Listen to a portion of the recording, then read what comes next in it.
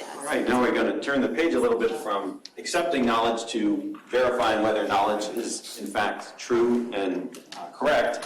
So we're lucky to have Tsai here. She's a professor of marketing at the University of Toronto. She got her PhD in marketing and behavioral science from the University of Chicago, is an expert in decision-making on financial decision-making, healthcare, e-commerce. If you have a moment to ask her, I asked her yesterday about it. She's actually studied also how the pandemic changes our decision-making and our risk preferences in kind of interesting ways, studied some people in quarantine, and really cool stuff. So today she's going to talk to us about a related topic, which is evaluation inflation, investigating the validity of online reviews. So if we're trying to figure out when are online reviews telling us something accurate versus not. Looks like we are almost ready to go. We are. Okay, great. Without further ado, Claire. Thank you, Nathan. That was very kind. Now you know how I look. I am the Claire Tsai on your pamphlet. Okay, Blackout. This is a recent bestseller that features 6 short stories that happened during a fictional blackout in New York City. Suppose you're intrigued, or a consumer is intrigued. Before purchasing the book, what do you think this person would do? Look at ratings online, right? And this consumer can go to Amazon or Goodreads to find out what others are talking about, what others are saying about this book. And they go to Amazon, they find 4.6. Go to Goodreads, 3.95. So this may affect their decision making. Now let's look at another product category, Bud Light Lime. I don't know how much you like this kind of beer. If a consumer goes to Drizzly, online liquor store, he's probably going to buy it. And if this person, the same person, goes to Ray Beer, the decision may be very different. So today I'm going to tell you something about the validity of online product ratings. And specifically, we compare ratings for the same product between 2 types of websites: transactions, like Amazon, Drizzly, versus communication websites, such as Goodreads or Rate Beer. And this is joint work with 2 doctoral students, Ying Zhang and Wei Liu. And Ying is going to be on the market this year. She's brilliant. She's the driving force behind this project. Everything excellent is done by her. Any fault is caused by me. So I highly recommend her to you if you're hiring this year. So what is our research question? Let me just summarize that. We are interested in how my online ratings for the same products vary between transaction sites versus communication sites. And if there are differences, do we know if the ratings are inflated on transaction sites, or consumers are simply more critical on communication sites? And what might be the best explanation for this platform difference? Our key findings are as follows. For the same products, we find that the average ratings are higher on transaction sites than communication sites, as well as a simple control condition where people are just told to rate the products without being told to rate on any specific websites. Similarly, we find that the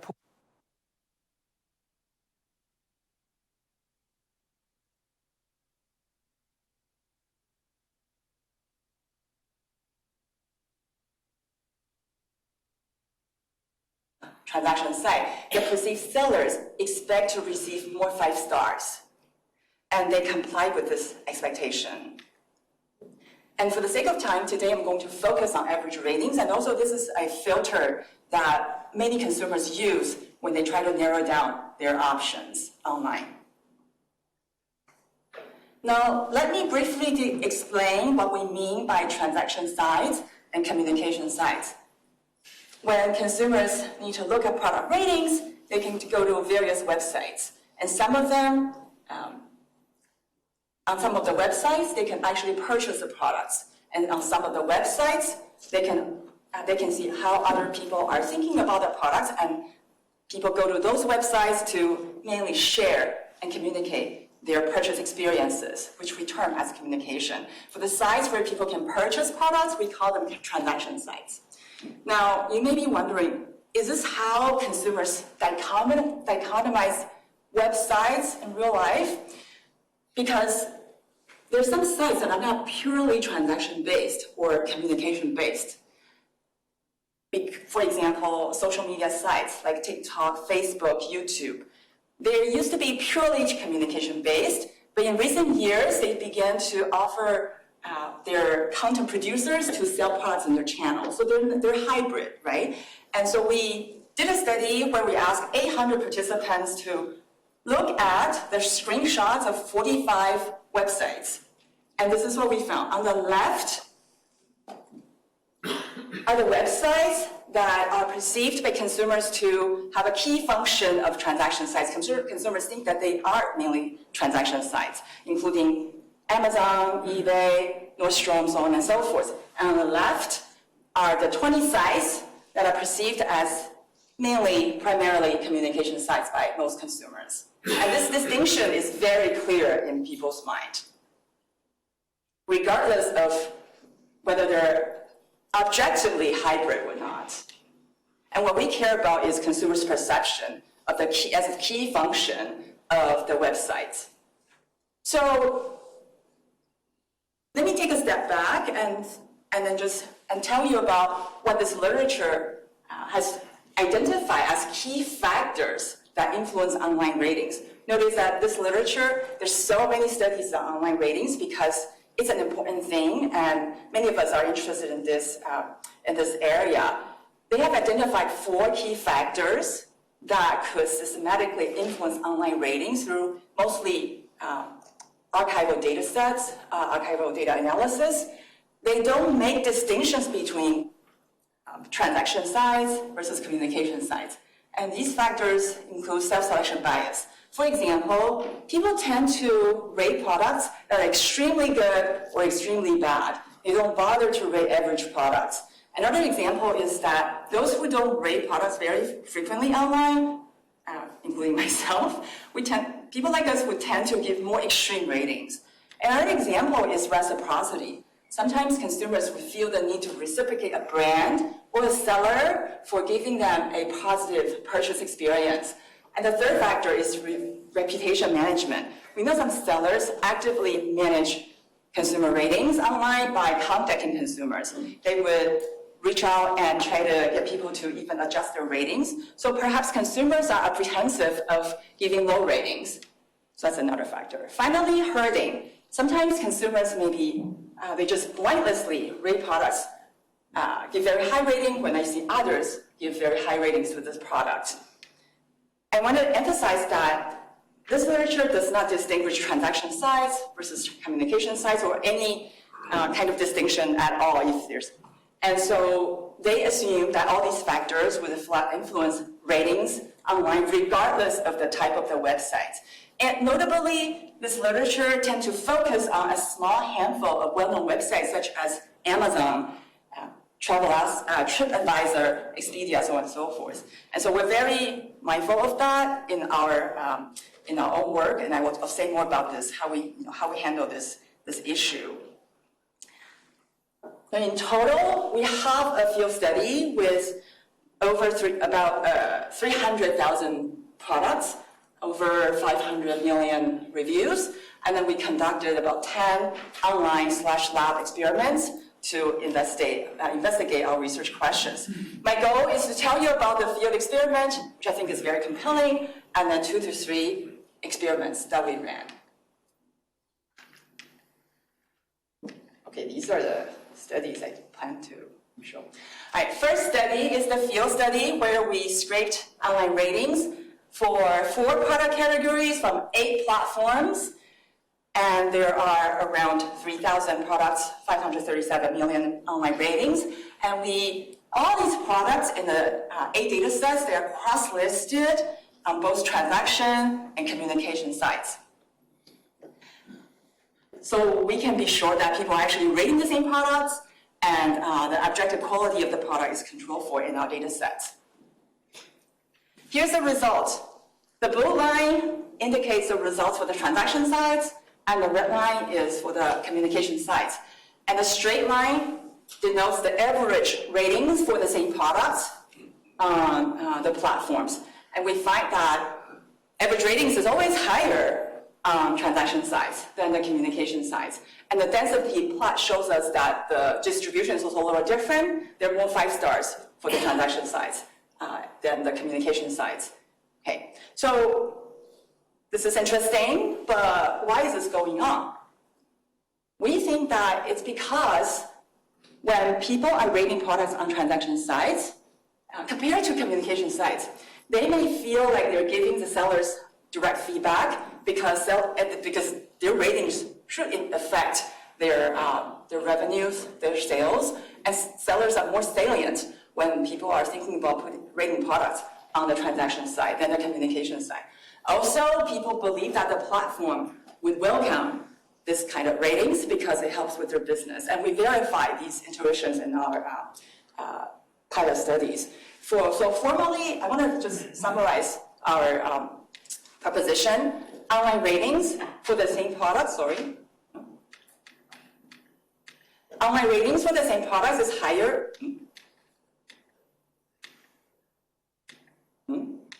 Oh. Sorry, I mean, it's just muscle memory. I kept pressing the same button for going backwards because my clicker has that feature. Okay. Online ratings are higher on transaction sides and communication side, and this is because consumers perceive sellers expect more 5 stars on the transaction side, and they comply with that expectation. And now I'm going to tell you about my online experiments. And before I give you the details, I want to walk you through the paradigm because it's very similar across our experiments. Now, these are the 4 factors that I showed you earlier that could influence online ratings according to the literature. And to control for them and to show our proposed mechanism, we have the following design features. First of all, participants rated all the products as we gave them. So there shouldn't be any self-selection bias because they have to rate all the products. And they cannot self-select into any specific platform because they're randomly assigned to rate the products either on the transaction side or communication side. And also, all their responses are anonymous, therefore they shouldn't be worried about sellers. And there's very little need to reciprocate because sellers cannot read their ratings anyways. And consumers don't have, the participants don't have access to other consumers' ratings on their websites in our studies, so there should be very little hurting if that's going on at all. And finally, I mentioned earlier that we don't want this to be an Amazon effect. Therefore, in some of our experiments, we didn't tell participants the name of the platform. We just described the type of platform that are going to rate the products to them. What do I mean by that? Specifically, we tell them to think about rating the product on an up-and-coming transaction site or a communication site.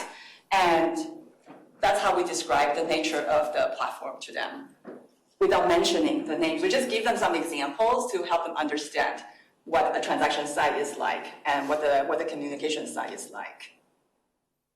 And we replicate this evaluation inflation on transaction sites on over 100 product categories. So this is our first experiment where we test the core platform effect. This is a lab experiment. We have 423 university students who participate in this experiment, and we gave them 10 products to try, 5 postcards, 3 parents, 10 sanitizers, and they're randomly assigned to 3 conditions. They're told to rate the same products after they try, look at it, even use it on the transaction site, a communication site, or a simple control condition. And this is the interface for the rating page. You see they're very similar except for the type of website or even a simple control condition. And here's the results.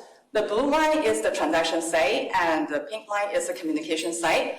Average rating was, again, like the field study, was higher on the transaction site than the communication site.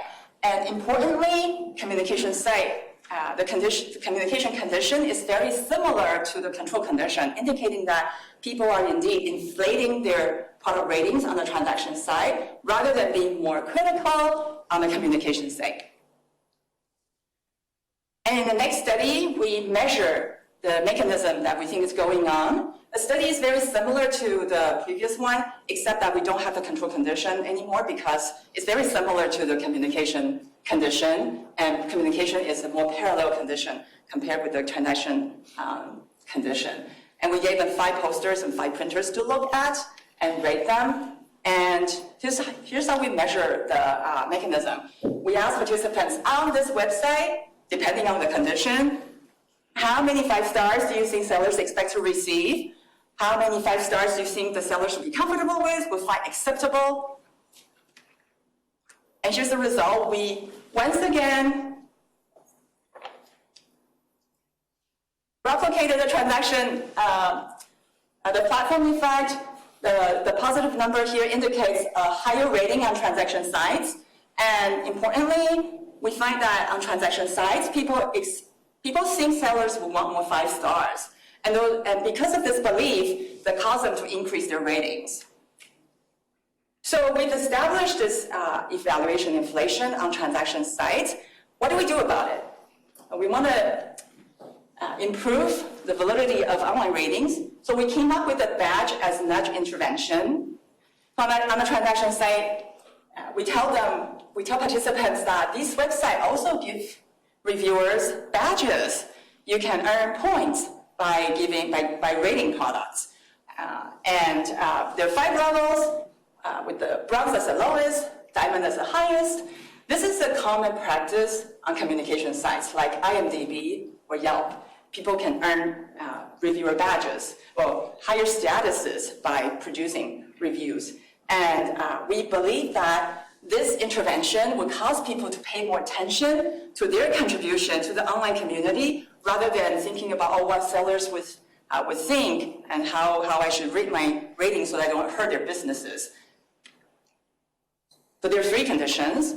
Again, we replicate the evaluation inflation. As you can see, the blue bar and the pink bar. But the gray bar, you see that it's lower. That is a transaction site condition with the reviewers' badges. And you see the evaluation inflation was decreased substantially. Well, I have more time, so I can show you the 3rd experiment. Here's another intervention that we came up with to try to mitigate that evaluation inflation issue. So we told half the participants that the products are shipped from the US, where this norm of getting 5 stars is really strong. And then the other half of the participants were told that the products are shipped internationally. And we believe that we're going to replicate the evaluation inflation in the domestic condition, where things are shipped from the US. And we expect to reduce or even do away the evaluation inflation in the international condition. And that's exactly what we found. And we believe this is because, for several reasons, the international sellers feel more distant. The norm may be more uncertain. Who knows how our responses would affect them, affect people who are really far away from home. And also, it's possible that people feel less guilt or have a weaker, less feelings about affecting sellers who are far away from them. Right. Our contribution to academic research, we document the evaluation inflation on transaction sites, and there's clear evidence through our field study as well as controlled randomized experiments, and we identify a novel mechanism that is the consumer's compliance to sellers' expectations for higher ratings. And for consumers, how can they benefit from our research? Well, from our research, it's unclear how they can adjust the online ratings on the transaction site where they go buy products. But they can look up ratings. I would suggest that they should look up ratings, pay more attention to ratings on communication sites, as well as some transaction sites that actually share ratings from communication sites. For example, Amazon, they show ratings from IMDb for their movies. I don't know what their intention is, but it certainly helps consumers better understand the actual ratings of these products. And for marketers, if the goal is to improve the validity of online ratings, to try to provide more objective ratings for more ratings that reflect the true quality, they should either use some of our interventions. For example, consider adopting the practices commonly available in on communication sites, such as reviewer badges, and or they can just display ratings from communication sites like Amazon does. Okay, on that note, I'll stop and take some questions.